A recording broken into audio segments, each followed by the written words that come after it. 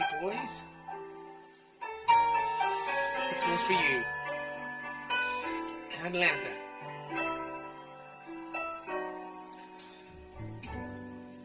Georgia, Georgia,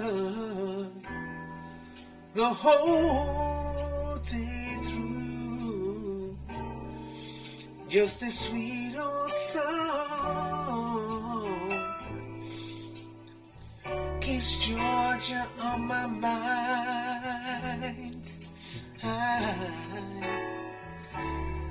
I said Georgia, Georgia,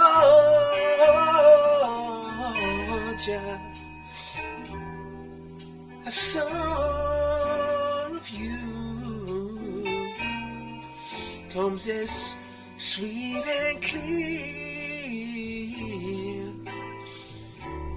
as moonlight through the pines. Yeah, other arms reach out to me, other eyes smile tenderly, still in peaceful dreams I see the road leads back to you. I said Georgia, oh Georgia, no peace I find, just a sweet old song. Oh, Georgia on my mind. Hope you enjoy your cookie, boys. This is D. McAleese signing off. Thank you. Cheers to the Georgia Alliance of Star Wars Collectors from Sarlacc. We're grilling peaches in your honor. Cheers. Cheers. Just want to say what's up to the Georgia Alliance group and the big virtual weekend. It's too bad we couldn't all be together to visit and talk, but at least we can do so online. So thanks again, guys, for doing a great job, and we'll see you this weekend. Hey, Georgia Alliance, greetings from Duncan Jenkins and Ann Jenkins, and we hope that you guys have a fantastic virtual social, and we'll be there with you. From our grill to yours, have fun, and may the force be with you. May the force be with you, Narayan. We are back. Little technical difficulties, nothing like being live on television, right? But here we are, Narayan. Happens. Yeah, it happens, you know. Growing pains. We'll get through it, though. So, Narayan, summer socials now turned into the virtual social. I think one of the biggest and best events of any of our Collector Club meetups is getting to tour the collection, right? So we couldn't do that. We couldn't all come to your home this year, but we're going to do it virtually right now. So let's talk a little bit about your collecting habits. How long have you been doing it? What got you into it? When did the passion start? Just kind of start us in the beginning, and we'll work down the line. So, I mean, obviously, I had Star Wars figures as a child, but I'm not sure I would call that collecting. More so, just playing with your toys at that point. So, I would say probably mid '90s when the modern line started to come back.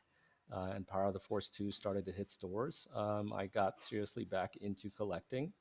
And initially, mainly the modern stuff. But I think one of the first goals was to kind of go back and finish whatever I didn't have from childhood. So, finishing up the vintage loose run and then expanding on it. Whatever I liked in childhood is very indicative of my focus areas now, and you'll see those on display as we tour the collection today. And it's always been about that kind of drawing on that nostalgia of your childhood, and then it's grown from there. So I've always also tried to focus especially on displayability. So obviously, whatever you're seeing here is only what I can display. There's other stuff in the collection that it's hidden away. I can't show it all to you, but whatever I thought is best as the most effective display is what you're going to see today in the tour of the Cantina. So yeah, that sounds good. Mark, if you want to go ahead and play the video, we'll talk over it. So Narayan, you touched on that display ability, and this is just a fraction of your collection here. That this main kind of call it like the hangout room. You see the pool table with the ping pong tabletop on on it, and so it's kind of, I'm sure, like where your family likes to hang out when you have company over. Obviously, for the socials, it's a hot spot, right? So so you were a collector, or had the toys as a child. When would you say, was it in the mid 90s for Power of the Force 2 when you became a serious adult collector, or what kind of time frame was that when at some point you didn't have all this, right? You didn't have a full Power of the Force coin run. At some point you a flip Correct. switched, and you decided you were really going to take it seriously as a collector. Talk us through that. What was that like for you? I would say serious vintage collecting, and as you just touched on, the vintage coin run, the Power of the Force was, I think, after I focused on the loose run, was the next big thing. And I would say in college, when I was in the Akron area, Akron, Ohio, there was a collector there that I met up in a comic shop by the name of CJ Fawcett. He went by Chris back then. And he was holding meetups in his home in one of the Akron suburbs. And I decided to show up, and I was blown away by the collection that he had, especially the vintage items he had. He had a lot of very rare items, especially Power of the Force items. And I think when I saw his collection, I was like, Power of the Force is really what I want to collect, at least initially. And that's what started the coin run. Probably, when I could start to afford, those things. So maybe another 4 or 5 years after that. But those initial meetings in Ohio, Bill Cable was there, John Wooten. So a lot of these, early meetings kind of, and, that I see a straight line from that to where we are here with the club. So That's great. Yeah. So starting off with Chris Fawcett, that was the bar you set for yourself. That's a pretty good mentor, I guess, to have, yeah, for sure. So Narayan, you did talk about displayability, and that's one thing I think you pride yourself on, but it comes through evidently, especially as we're looking at this video. And again, we're gonna dive into some of the key focuses a little later on. But let's just talk about displayability for you. You have this knack to just start a run and put it together, and you don't just put it in a box and store it. So does the display change the run you're gonna, like, do you need to make sure you've got room to display it before you're gonna pick it up and go after it, if that makes sense? I think it's always a consideration, and part of the reason I've always gone after items that have the most pop. I I've dabbled a few in prototypes, but I just feel like the production items really just, especially like the carded figures, you know, that they just really show up great when you actually look at them in a display. But not to say there's some amazing prototype collections out there. Um, but yeah, I've always looked to create the basement as being a functional basement, and that you can actually still use as a basement, have basically, enjoy the ping pong table, the pool table, and walk around. I had never wanted to have wall to wall collectibles, blocking every single, foot of space everywhere. And so everything is kind of, extended to the walls, and, using the space at the outer areas. And here we're starting on the loose run, I think, which is one of the first things I worked on. And again, here with displayability, you can see the yellow background I used, and that's basically to give you the impression of the vintage card backs, where you had the yellow background. And when I had the detolfs and had those risers, I was like, what can I make this pop? And I added, just a simple yellow, construction paper back there, and it just, with lights and everything, it looks great. and you just enjoy looking at it. And all these loose run, probably a third are my childhood figures. Obviously, I've really gotten into variants of these things over the years, especially my focus characters, Luke Jedi, Boba Fett, and Yoda, which is obvious from our social logo here.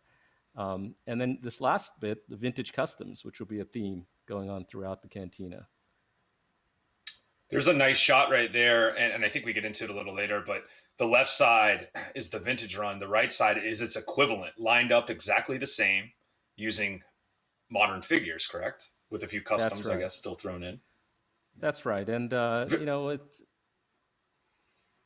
yeah, that's right. It's basically the modern equivalent of the vintage run, and really the best version of that figure, including all the accessories that were released with multiple figures, I just put with these figures. Sometimes I added maybe a little custom piece, like if there's a better soft goods that somebody made, I may use that in some cases. But yeah, it's displayed just as side by side with the vintage run.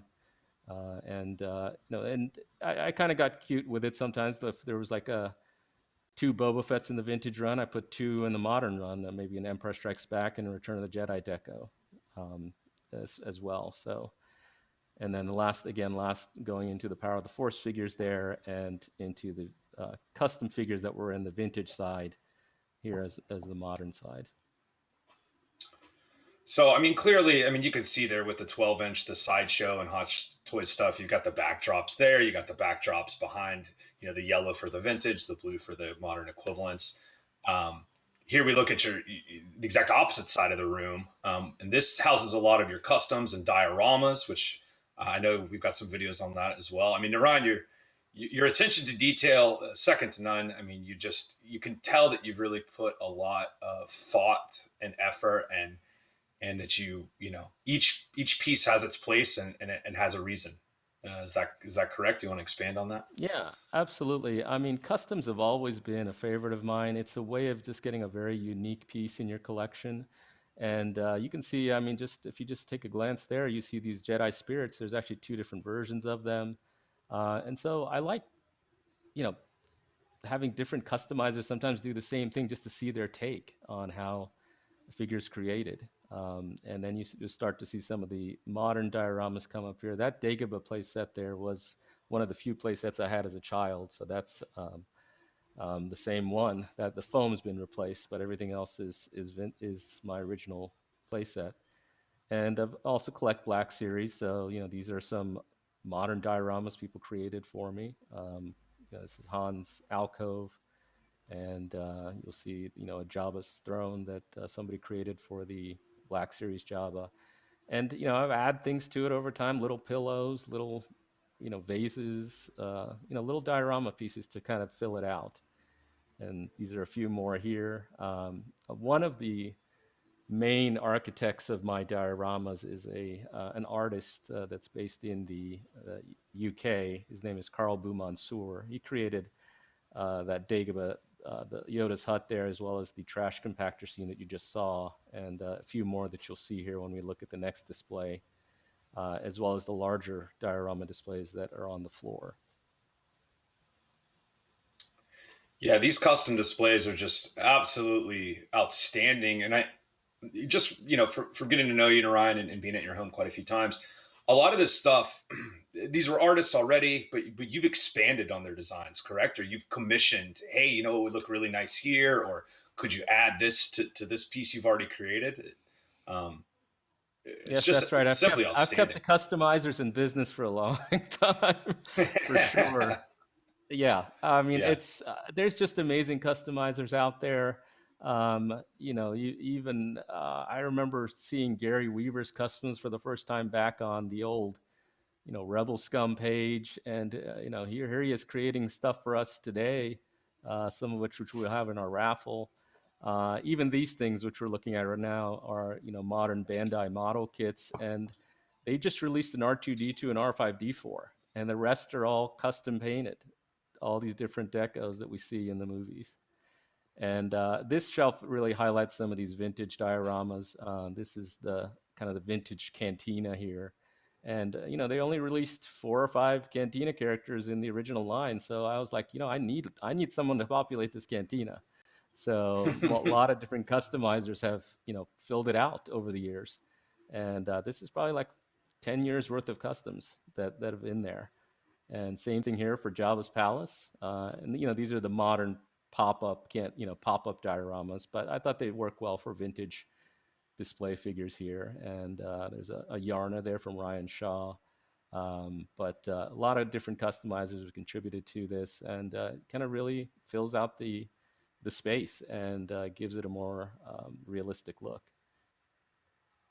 Yeah, absolutely. When you get to see these things in person, it's just outstanding, and you can just stare at them for countless hours. It seems like, and you just notice something different every time you take a look. Just Yeah. So, Narayan, we've got some specialized focus videos we're going to hit, but before we get into that, I just briefly wanted to touch on your main 3 focus characters and the name of your toy room. If you could just maybe give us a little Sure. backstory on why those characters, and then why the toy name, or the toy room name, I should say. Yeah, so I've always had the name in mind for a long time. As soon as I moved to Atlanta, I was always thinking about, what would be a good toy name, or sorry, good collection name. And I always had Mos Atlanta Cantina always coming up, and I just didn't have an idea for how to kind of make it visual. And it was not until an artist, Jorge Baeza, after I saw some of his work, actually after I joined the club here, I think Shane Kelly, I think, had commissioned him for some. And I said, hey, I like his work. Maybe he could do a logo for me. And the idea behind the original Cantina logo, the Mos Atlanta Cantina logo, is, again, the 3 focus characters would be included. So Luke, Boba Fett, and Yoda. Luke Jedi, Boba Fett, and Yoda. And I wanted it to kind of have a bar theme. It's a cantina. And the other thing I wanted was, since I really concentrated on Power of the Force early on in my vintage collecting, I wanted some take on the Power of the Force logo.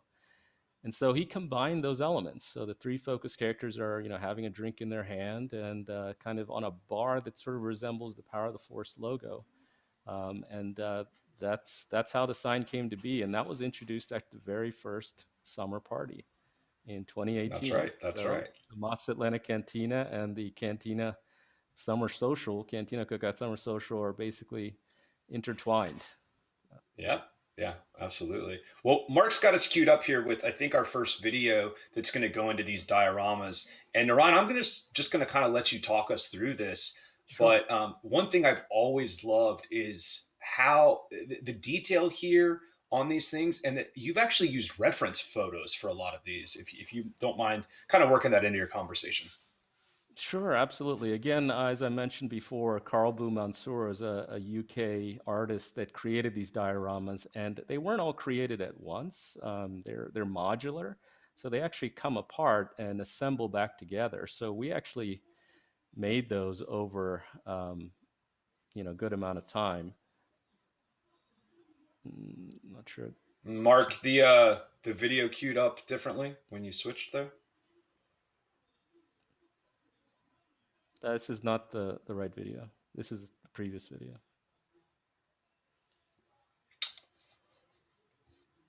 Should be block 2. Yeah, I'm not sure what's going on there. No, we just cut abruptly from. Yeah, Mark, I the think it's still Cantina, playing. or the Actually, I think it is still playing. So I'll just go ahead and keep talking about it. Was it still okay. playing? It's just not on our screen.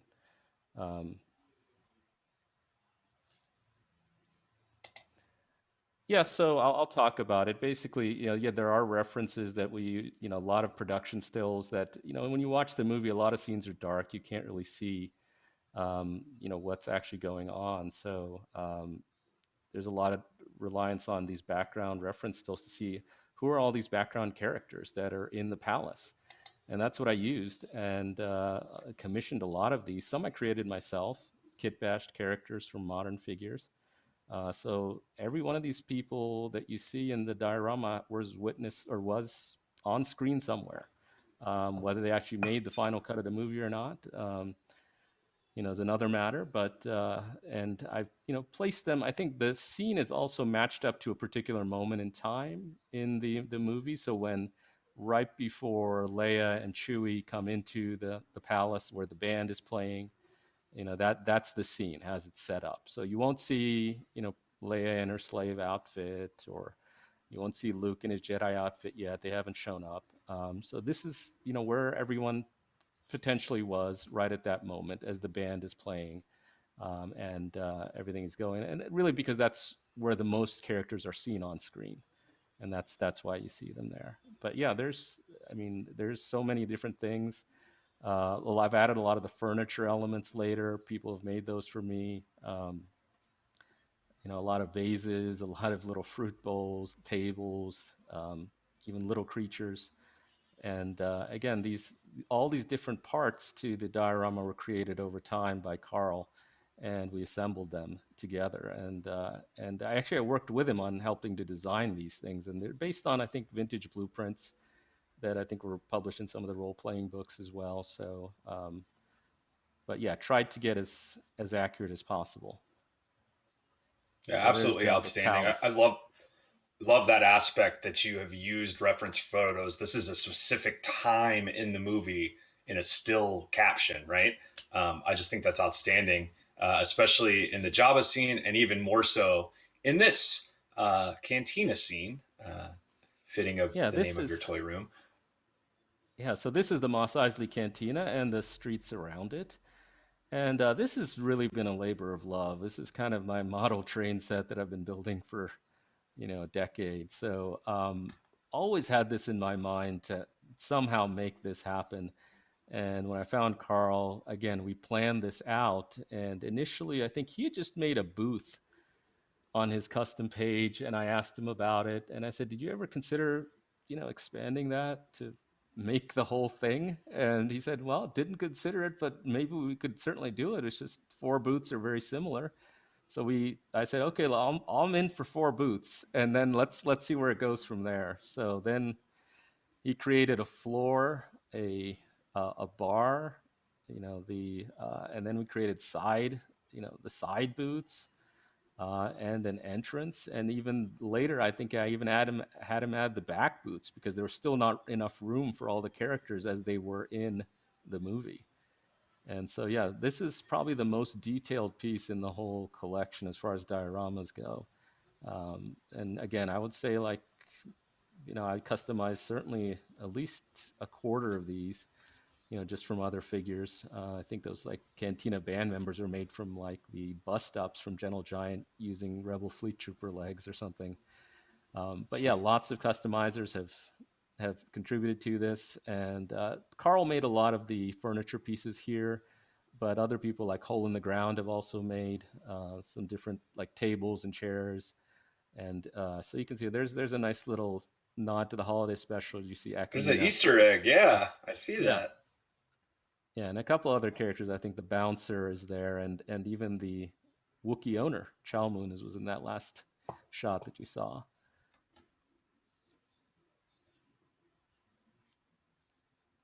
Yeah. Just And all absolutely these people are outstanding. The seated. attention to detail is great. Yeah, and like the Jabba's palace scene, this is a moment in time, and you probably noticed you saw Luke and the 2 droids right in the entrance, as they were coming. So that's the moment in time, just as they're entering the cantina. So that first shot when you see in the movie, when you actually see the cantina and the music's playing, Obi-Wan's already in there. He's talking to Chewbacca, but this is where everybody is in that shot. And this is again based on reference stills, based on blueprints that have been available online. So yeah, and all these guys have names. I won't go through them, but people have given names to these guys over time. But yeah, it's been fun just assembling that. There's some hookahs that were made later, a lot of cups, obviously everywhere. And this actually has some light up features, I believe. The tables, the lights on the tables light up, and the bar area does light up if I wanted to. And here we're moving out to the street, and I only did this because somebody built that custom case for me, and I had a little extra room. And he actually even created that little sand carpet like, you know, base there. So I was like, why? I have a little more space. Why don't I do some stuff with the streets? And that's what you're seeing here. So, you know, we added all these characters out here. There's the 3 drunk Jawas that you see outside the main door. Obviously, that little circular pod vehicle. And there's a little blue snaggletooth there that you just passed by. Again, denizens in the street that you see in various shots, reference photos, you know, lots of droids that you see in the street. So I just put as many of those in there as possible. Moisture evaporators, generators, and there's Biggs and Luke's doppelganger somehow back there too, or a Singh as well. So yeah, so this is a lot of just cool background elements, and like those 2 droids were in the back alleys. And here's one more Easter egg coming up here. The you know, the dish there, but then you can see the vintage. Oh, there you go. The vintage deleted scene Jabba, or what they, you know, later created the CGI Jabba over. So with the fur coat there. Very cool, Narayan. You can obviously tell that's just a massive labor of love. You said over a decade in the making. Oh yeah, I would definitely say it's, you know, just to its finished point right now. So, and it's never really finished, right?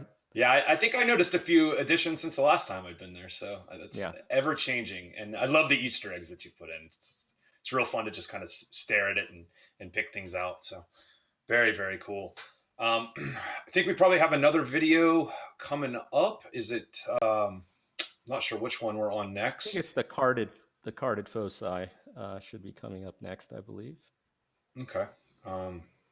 Something we can really dive into here. So again, obviously, it's going to be Luke Jedi, Boba Fett, and Yoda. And Narayan, I always commend you on your extensive knowledge. Just your ability to pick out the variances and the different card backs, and then on the loose runs, um, just all the little minutia and change. Do you want to talk about just kind of how you go about that, Sure. and just the And amount of effort that has to be put in, and the research and things of that nature? yeah, I mean, as we're looking at the Boba run there, I've always collected initially, looking for in variants that are specific to cards. And so we didn't get a chance to look at the loose focus for each of these characters today, but if there's like an unusual variant for Boba, for example, if there's a black belt Hong Kong Boba, or a brown belt Taiwan, or a painted helmet Boba, um, my first priority is always to see if I can get that figure on a card. And then later I worked on, you know, the individual card back variants. And this is nearly a near complete North American run. There's still a few missing, notably a 41 back offerless card. If anybody has that, please let me know. But that was the brown belt Taiwan I just showed. A pretty rare variant to see, and that was on that card back. And here's a few, you know, of course, when you run out of things in North America to collect, you start collecting in Europe and other places. So that was a nice Meccano Fett, another pretty rare piece. And of course, the figure's image changed for the late Jedi cards. Here's a unique card from Canada, 77 back, that had that striking desert scene. And of course, one of my favorite Fett card backs, the Tri-Logo Fett, both because it's a unique looking card back and the unique variant on it, you know, what they known as the Tri-Logo Fett, or probably better classified as the PBP Fett. And this is the other variant of that, which is known as the Meccano Fett. And this was the Fett that was only released in France. And a few other foreign cards that we see. It's a Lily Letty card back in really nice shape. And what probably would have been my favorite is the Power of the Force. This is a custom mock-up. Obviously, there's only one of those that exist, you know, from Toy Fair. But if that was released, I think that would have been probably my favorite card, just because of the striking look of it.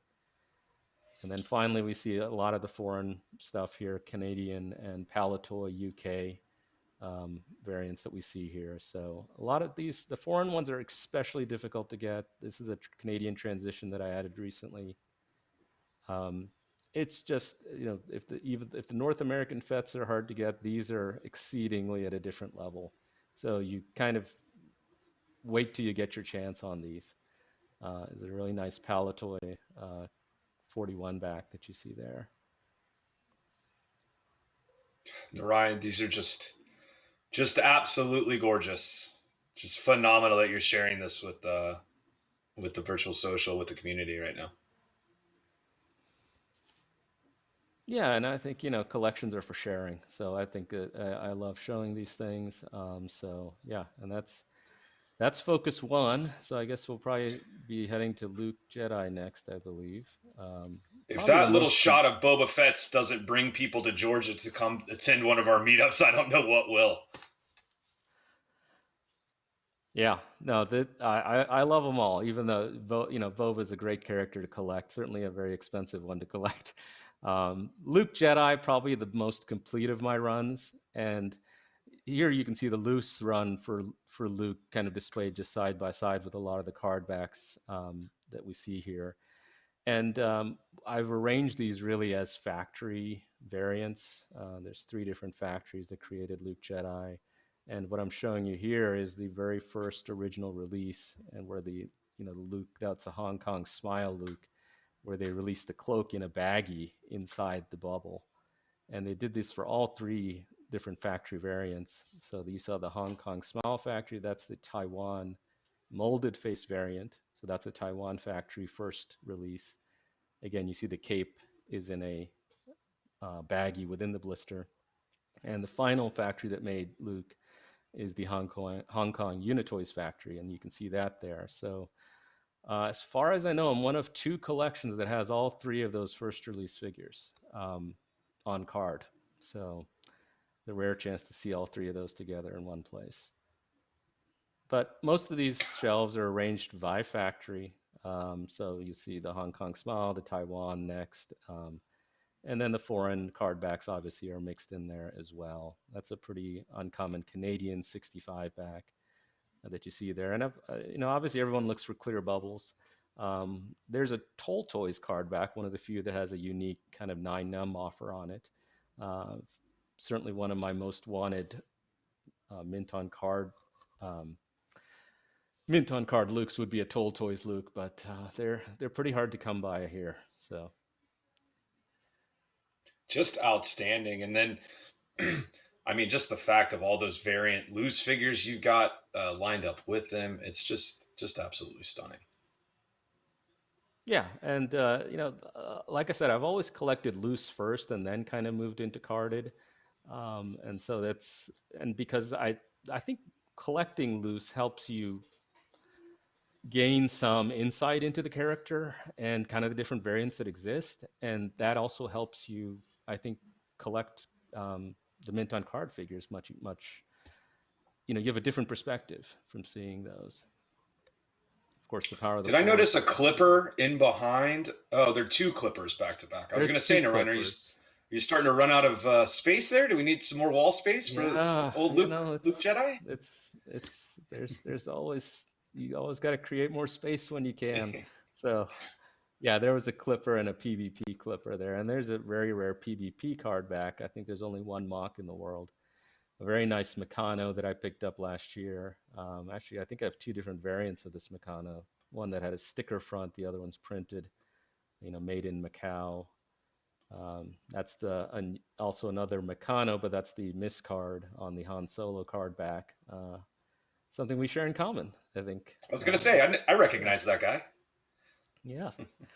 And one of my favorites, obviously, a very nice Letty Luke AFA 85 there that you see. That Letty just about looks fake, man. I mean, the thing is pristine. It's perfect. Yeah. Wow. And then what we're seeing right there is a very uncommon Top Toys Luke Jedi, one of the rarest, I think, production figures out there. And it's complete. It's very hard to get the lightsaber, the blaster, and the cape. And then that's a Top Toys card back there with an original blister. Don't have that on mint on card, but again, those are pretty rare. So I'm pretty happy that I was able to complete a full complete loose Top Toys Luke Jedi there.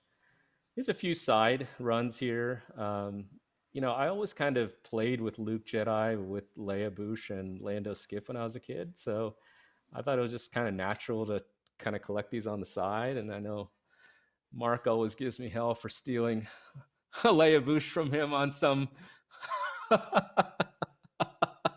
So yeah, and Lando Skiff there as well. So obviously these are a lot cheaper, and a little easier to get than my other focus characters. So I've picked them up when I can. That's a nice Toll Toys Lando, probably one of the certainly a lot easier than Luke Jedi to find one of those. So yeah, I changed those displays. At least the not the main focus ones. I think used to have some Fed offers on display there, so those been swapped out.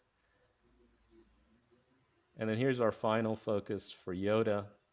And this is actually moved on to 2 shelves. And we'll go over why that is here. And the back shelf that we're going to look at first is actually the complete North American run. So both US Kenner and Kenner Canada that we'll see on the very last shelf. But this is every card back released for Yoda in the USA and Canada. And most of the variants that are on those card backs. So, from the initial 32 backs. And what's cool to see is that how Yoda's variants changed from card back to card back. You saw those original kind of orange snake with the dull green. And then they moved to this, what they call this apple green Yoda. And that's one I'm showing there. But it's one of my favorite Yoda variants just because I was striking green, that is. But that appeared on the 41 back. And the 41 back is a nice transition from the orange snake Yodas to the brown snakes, which then continued on. And you see a lot of the special offer pieces here. That 48 sticker from Michael Cooper helped complete the US run. And again, that's another unique variant on that card back. I think that's like what they call a gray head Yoda. Coin offer is also a pretty hard thing to get on a Yoda card for whatever reason. That's a Letty Yoda there that you see on a US card, so made in Mexico Yoda that you see on a 65B. That's the only card back it came on. And, moving on to 65C also had a unique variant. This is what they call the Power of the Force Yoda. It was also appeared on this card, or the No Country of Origin Yoda, essentially, and had, unique accessories and a unique kind of, almost, people refer to it as the avocado head, that sort of shade of color of green. And one of the hardest ones to ever find is the 79 Anakin offer. Apparently, it's extremely difficult to find that particular card back. And then finally, the Canadian run, of course, the jewel in that is the transition Yoda that you see there. Just stunning. Absolutely stunning. So, it's hard to complete these things and then sort of keep them in your collection. So finally, we're seeing here is the foreign Yodas, and I've been lucky enough to have a lot of fellow Yoda collectors help me out on some of these because there are so much more difficult to get. They're probably equivalent to Boba Fett in terms of how difficult some of these are to get. So you see a Meccano square card there. I believe I got that from Stefan Foucault. A Palatoy Yoda that you saw there. This is a Harbert, kind of a pseudo mock there. It's a cut card mounted on a Harbert card back. I'm still looking for a Harbert mock at some point. There's a nice Spanish POC card back there. A nice Letty that you see there, and 2 PBP Spanish Yodas, different variants. The PBP Yoda is actually very similar to the Letty. I mean, it's essentially identical. And the POC, there's an earlier PBP Yoda here kind of a gray head Yoda that you see on a similar card. Did you have keys to an old Lily Letty factory or something? Because your Yoda looks as good as your Jedi Luke. Yeah, that one is actually a partial reseal. It's about half original seal, half reseal. But yeah, it was in such great shape, I couldn't pass it up. And it was a really good price that was offered to me as well. Yeah, it's gorgeous. Yeah. And here we see another rare Top Toys piece in the front there, the Top Toys Yoda card back. And I think one of my most wanted for Yoda is you see a couple tri-logo variants there. The brown Snake Yoda. I also have a green Snake Yoda. It's on the other. Yeah. And the orange Snake Yoda is really one of my most wanted Yodas right now on a tri-logo card. So, and again, the Power of the Force, which you passed up quickly there, again, a very hard figure to find. And that's a bootleg from Russia that you saw there. So there's the 3 focus characters. So I guess I'm running out of things to find. Absolutely amazing, Narayan. I just outstanding that you shared this. It's unfortunate we couldn't be here or be at your home for the social. You're always so willing to take people through and answer any questions, and I always try to stump you, try to see if you can remember what every little variant is on all your loose figures, and you haven't let me down yet. You've always got the knowledge. I think we've got one video left. I don't recall which one it is. You've got so many focuses, Narayan. It's hard to keep track. Yeah, I think it should be Power of the Force coming up here. So you're the coins and the coin displays, I believe, and then we'll lead into the cards. Okay, which sounds good. Yeah, Mark, if you could roll that for us. So Narayan, you obviously have a passion and love. Is it for the coins themselves? Is there a reason behind that? You kind of mentioned earlier on that CJ had some Power of the Force stuff that you enjoyed. Could you maybe tell us about that real quick as we start to look at your collection? I love the look of the card back. I mean, the primary colors that just really strike out unlike any other vintage card back. And I think with the coin, there's such a unique card back in the vintage line. And it's a finite series, certainly a very difficult run to put together, as I came to realize. But it's finite. There's 37 characters that were released on these cards, and you can see, those are the final 5, or actually final 6 if you count Yoda, which are amongst the most difficult to complete in that run. So the AT-AT driver, the Nikto, the Gamorrean guard, the Anakin, and the Yak face were essentially only released overseas, and mainly in Australia, even though Yak face has the Canadian writing on it. From what I understand, it wasn't readily available in Canada for the most part. That's a nice clear bubble Emperor there as well, and another graded Luke Jedi there. But yeah, those are the full 37 run of the Power of the Force line, which again I think I completed that maybe 5 years ago, with the help of Tom Derby and a few others, to get those final 5. Actually, which came first, 5 years ago. The set of coins or the set of mint on cards? The coins, for sure, and I'm glad I completed the coins first because they are exceedingly expensive now.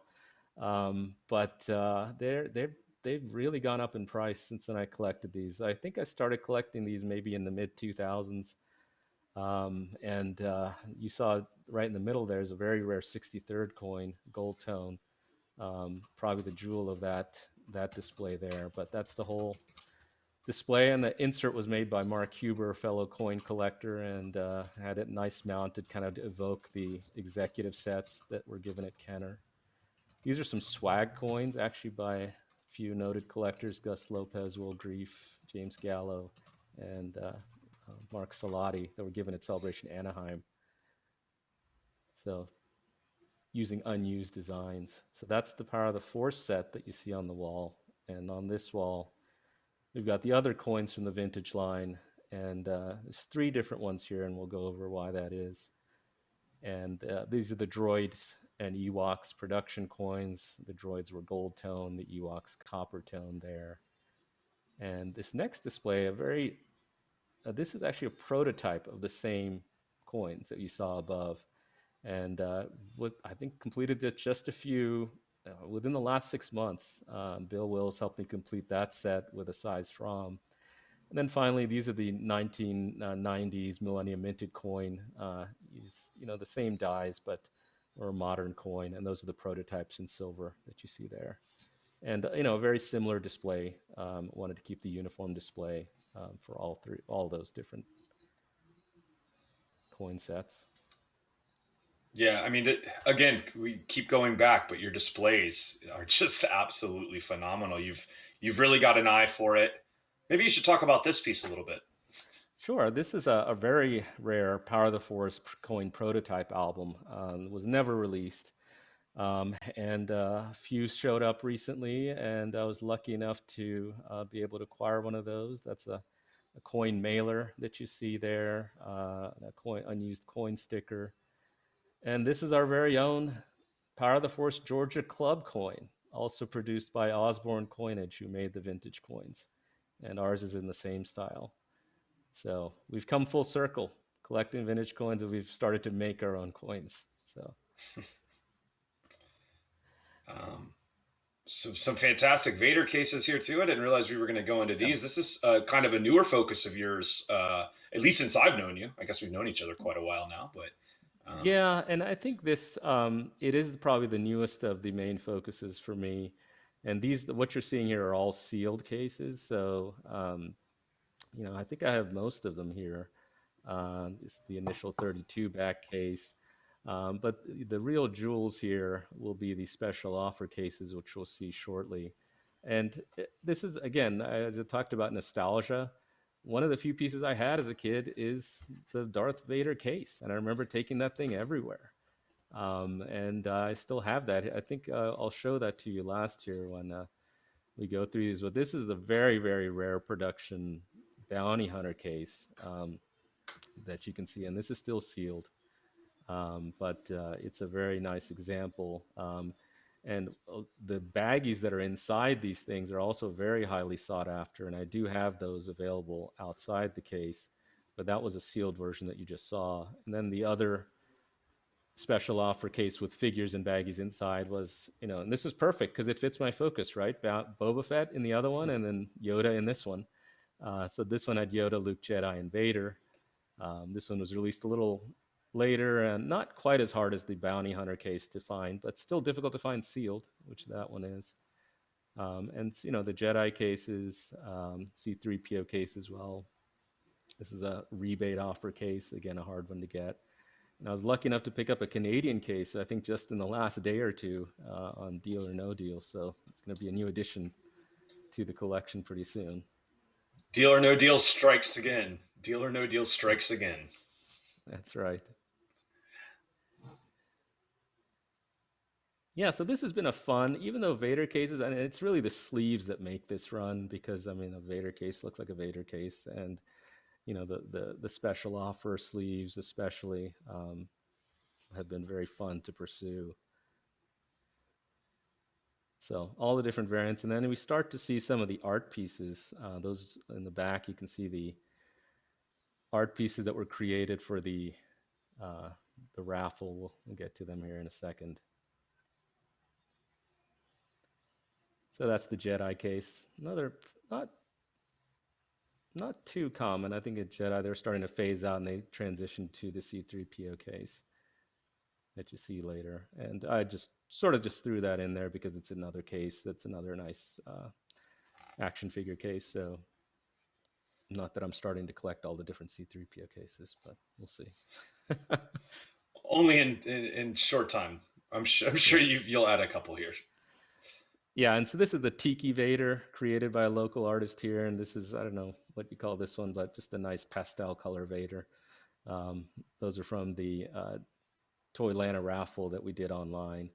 So I got those two pieces. And this here, what you're seeing is actually my childhood Vader case. So that's where it all started. And, you really look back to your childhood. Some people remember the lunchbox they had, or whatever. And that's what you kind of go after when you're an adult. Again, I remember this very fondly, remember this case, and, putting the stickers on it, carrying my figures around, and so it's been through a lot and it's still here with me. So now it's got a lot of companions. That's absolutely fantastic. That's so great when you can, reference back to something you had in childhood and display it with, your adult collection, as I like to call it, right? We had these toys as a child, or we maybe loosely collected when we were younger. I guess that's what kind of Kinner coined it, right? Collect all 65, collect all 77. They got us in that mindset early on, and right. we've you have continued a to case, this day. you got to fill it. Yeah. Exactly. So it's just really nice when you go in to see people's collections and they've still got that childhood memory. Yeah. And these stills that we're seeing here, these are the baggies that I referenced earlier in the special offer cases. So these are the rare set of bounty hunter baggies, and these are the Yoda, Luke, and Vader baggies. And I've got multiple versions of these. Sometimes the baggie style is different. Some of those are graded, so I just wanted to show those real quickly. Now we're going to transition on to some swag, which we'll get into. Yeah, these in the next panel self-appointed, after maybe not the self-appointed, maybe I coined it. I don't know. Maybe our club coined it, but the swag king, Narayan. We've always joked about your infatuation with swag and you know who's got what, who's trading what, and you've made some of the best swag in the game. Um, eh, Yeah, exactly. absolutely. Yeah, and there's like a lot of the what we just saw were the celebration and collecting track swag, and then these are more personal swag here. And since it's a canteen, a lot of the items are bar themed, so you see a lot of bottle openers, a lot of bottle caps, glasses, as part of the swag. And those especially look to find things like that people make.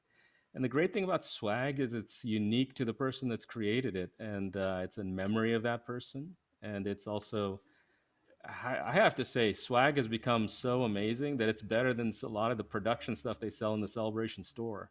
So these are two of my personal patches here of the Cantina, the original and the Mando style, and these are some ones we made for ICCC. And our great set, whiskey set there with our shot glass and The flask. Jack Daniels logo was just absolutely fantastic. What a hit it was at that convention. Absolutely. And I've always made bottle cap sets. I know you always make fun of me for making a bottle cap set for nearly every event we do, but it's kind of it's a running theme for me. I love bottle caps, so they're so versatile and so easy to make. And you just mentioned a lot of this stuff on display here is Cantina themed. We didn't really see it, I don't think, but this is if you walk downstairs into your basement from. Correct. So like this is the first It's wall the first people thing. see. So you really kind of you laid it out so there's a little bit of everything, right? Is kind of what I'm gathering. This is what you can expect when you.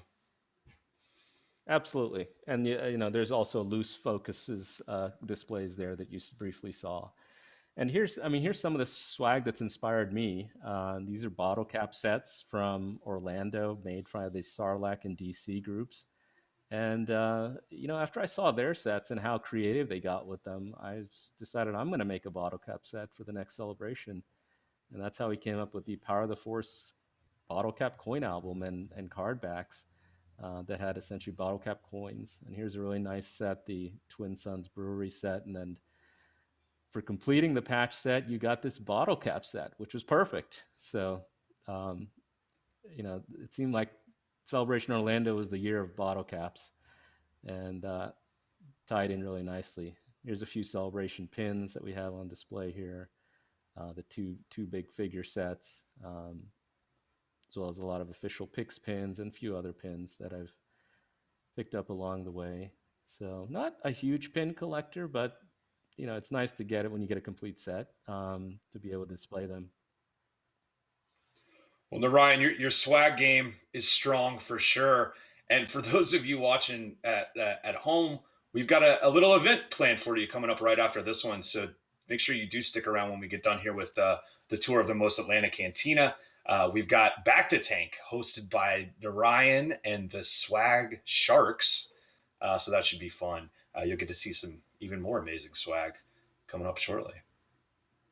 Yeah, and swag's where it's at. Seems like it's Celebration. It's a great scavenger hunt that we all participate in. And we're gonna finish up here with a view of the Star Tots, Wall Tots. These printable displays that are framed up on the wall, and all the different Star Tots that have been released to date. So, and if anybody wants these, I'd be happy to print them for you, or happy to send you the files for you to print and frame up. And there we go. Narayan, Nice. Absolutely stunning, right? Absolutely amazing. I can't thank you enough for letting us into your home, for getting all that video footage together, and just sharing your Absolutely amazing collection. If people want to see more of your collection, you've got a Facebook page set up. Isn't that correct? That's right. There's the Mos Atlanta Cantina, and it's just mainly images. So there's a lot of albums that you can peer through, and I've just done that to just sort of uh, help me keep track of everything, because obviously not everything can be on display, and so but I have taken pictures of most things. And I upload those fairly regularly. So Mos Atlanta Cantina, just look for it. It's just a, public group that you can just look for, and you see all the pictures there. And absolutely, Narayan, you're one of the most gracious hosts ever. You always willing and welcome to show people your collection, give tips, tricks. I'm sure if people want to reach out to you, they can, right? And you can maybe help them along their focus or their min on card journey, or if they're in town, maybe they can stop by and see the Cantina. That's right, absolutely. We couldn't have people at the Cantina here this year, but that's why we brought it to you. So I can't wait till we can share it again in person with all of you here. All right, Narayan. On behalf of the club, I want to say thank you very much for sharing all that. For all of you guys tuning in live, give us about 15, 20 minutes. We should be back right at 10 o'clock Eastern. We're going to take a short break, get set up for Narayan's main event tonight, the Back to Tank. Yeah, back to tank with the Swag Sharks. So see you soon. Cheers. Cheers.